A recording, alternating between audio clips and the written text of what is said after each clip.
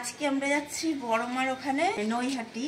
আজকে দিলীপের মন টেনেছে, বড়মার ওখানে যাবে পুজো দিতে, তাই জন্য এখন যাচ্ছি আমরা। এখন বাজে সকাল 11টা, আর মাকেও সঙ্গে করে নিয়ে নিয়েছি। মা এখন আসছে, রেডি হচ্ছে, বেরোচ্ছে এখনই। আমরা এখন যাব, এখান থেকে অটো করে যাব চুচুড়া, আর চুচুড়া থেকে লঞ্চ ঘাটে লঞ্চ করে যাব নৈহাটি। ওখানে গিয়ে পুজো দেবো, তারপরে বাড়ি। আমি না যখনই কোথাও বেরোই সব থেকে প্রয়োজনীয় জিনিস জলের বোতল নিতে ভুলে যাই। আজকে মনে ছিল, তাই জন্য আগে আগে জলের বোতল নিয়ে ব্যাগে ভরে নিলাম, না হলে বাইরে থেকে আবার কিনতে হতো। এই দিক দিয়ে যাবে,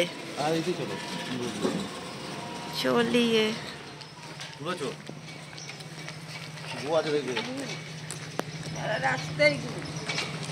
অটো চলে এসছে, অটো অটো অটো একটা অটো চলে এসছে, এখানে ফাঁকাই রয়েছে, অটোটা যাই। ফাঁকা অটোটা দাঁড়িয়ে আছে দেখে তাড়াতাড়ি করে আসলাম ঠিকই, কিন্তু কোনো লাভ হলো না। ওটা হুগলির অটো ছিল। তারপর একটু দাঁড়িয়েছিলাম, একের পর এক পুরো ভর্তি অটো আসছিল। তারপর একটা অটো আসলো আমাদের বাড়ির পাশেরই একটা কাকুর অটো, ওনার অটো করেই পৌঁছে গেলাম আমরা চুচুড়া লঞ্চ ঘাট।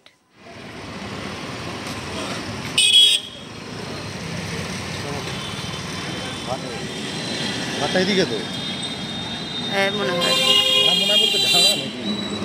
আমি কিছু চিনতে পারি না। আমি অনেকবার এইদিকে এসছি, আর বড়মার ওখানেও একবার গেছি, তবুও না আমি চিনতে পারি না। আমি কোনো জায়গায় যেখানেই যাই আমি ঠিক জায়গাটা নিজে চিনে যেতে পারি না। যাক, আমরা পৌঁছে গেলাম লঞ্চ ঘাট। এখানে দেখো নৈহাটি বড়মা ফেরিঘাট সার্ভিস নাম রয়েছে, কিন্তু আগে নাম ছিল চুচুড়া লঞ্চ ঘাটই নাম ছিল। যেহেতু এখন বড়মার জন্যে এই ফেরিঘাটটা প্রচণ্ড ফেমাস হয়ে গেছে, সবাই ওপারে বড়মার পুজো দিতে যায়, তাই জন্য প্রচুর ভিড় হয়, তাই জন্যে নামটা চেঞ্জ করে হয়তো এটা রাখা হয়েছে। আমার অভিজ্ঞতা, এটা আমি ঠিক জানি না। লঞ্চ চলে এসছে, আমরা এখন লঞ্চে উঠবো। আমি যতবারই লঞ্চে করে গেছি না, কোনো সময় বসে যাইনি, দাঁড়িয়েই যাই, কোনো সময় সিট ফাঁকা পাই না। এইবারে সিট ফাঁকা পেলাম, তাড়াতাড়ি গিয়ে বসে পড়লাম। পৌঁছে গেলাম নৈহাটি বড়মার ধামে। তো আমি কিন্তু আগেও এসেছি, দিলীপ এই প্রথমবারই আসলো। যতই বাড়ির থেকে স্নান করে আসি, এখানে এসে গঙ্গার ঘাটে একটু গঙ্গার জল মাথায় না ছিটালে ঠিক নিজেকে শুদ্ধ মনে হয় না, তাই জন্য একটু গঙ্গা জল ছিটালাম, আর দিলীপের গায়েও ছিটিয়ে নিলাম, আর মাও নিজের গায়ে ছিটিয়ে নিল। আর সবাই দাঁড়িয়ে দাঁড়িয়ে সেলফি তুলছে, দেখতেই পারছো। আমিও কটা ছবি তুললাম এখানে দাঁড়িয়ে। তারপর আমরা এগিয়ে যাব, সামনেই দেখা যাচ্ছে বড়মার লম্বা লাইন পড়ে গেছে। এখান থেকে ফার্স্ট কাজ আমাদের এবার ডালা কেনা।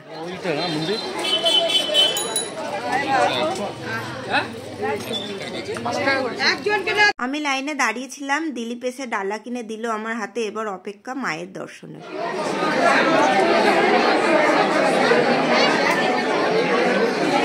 এখানে অনেকদিন পর এসে দেখলাম টোটালি সমস্তটা চেঞ্জ হয়ে গেছে, বন্ধ। দীর্ঘ লাইনে দাঁড়িয়ে অপেক্ষার পর অবশেষে মায়ের দর্শন হলো।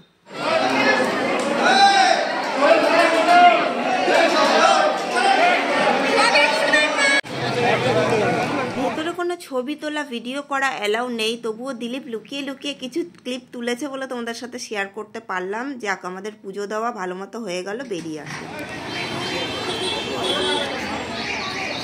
সকাল থেকে তো কিছুই খাইনি। সামনে আখের রস দেখে দিলীপ বললো আখের রস খাবে, তো আমি বললাম ঠিক আছে খাবো। তো মা খাবে না, মায়ের ঠান্ডা লেগেছে, তাই জন্যে। তো মায়ের একটু প্রসাদ মুখে দিয়ে আখের রস খেলাম।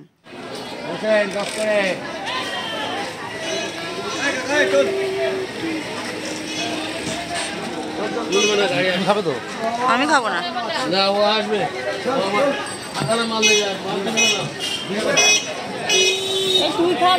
দিলীপ আর মা দুজনেই কিন্তু আখের রস খায়নি, ওরা না খেয়েছে তো পজ দিয়েছে। আমি তো আখের রস খেলাম। ওরা এখানে কচুরি খাবে বলে এই দোকানটাতে ঢুকলো।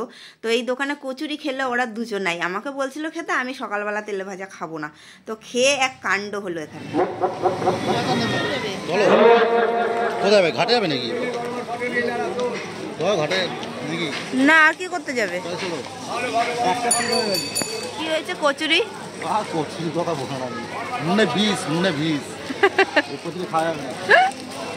মুখটা এবার ঠিক করো তাহলে, কোথাও দিয়ে কিছু খেয়ে। মার কচুরি খেয়ে মুখ নষ্ট হয়ে গেছে, তাই জন্য চা খেয়ে মুখ ঠিক করছে। বিস্কুট নেবে না? একটা সবে খেয়েছি, আর কোনো রকম করে আটকা ফেলে দিলাম। দিলীপও মুখ ঠিক করছে বিস্কুট খেয়ে। আর চা। আমাদের পুজো দেওয়া হয়ে গেছে, এবার আমরা বাড়ির দিকে চললাম। দিলীপ টিকিট কাটতে চলে গেছে, তাড়াতাড়ি আসো।